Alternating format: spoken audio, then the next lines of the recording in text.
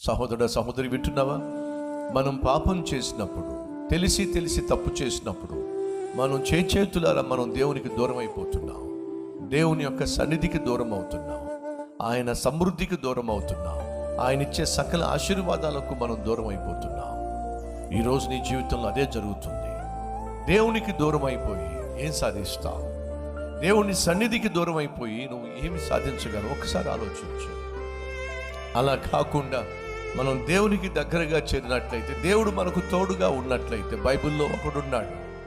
అందరూ ఉన్నారండి, చాలా పెద్ద కుటుంబం అండి, కానీ అందరూ కలిసి పాపం అతన్ని ఒంటరిని చేసేశారు, ఏకాకిని చేసేశారు.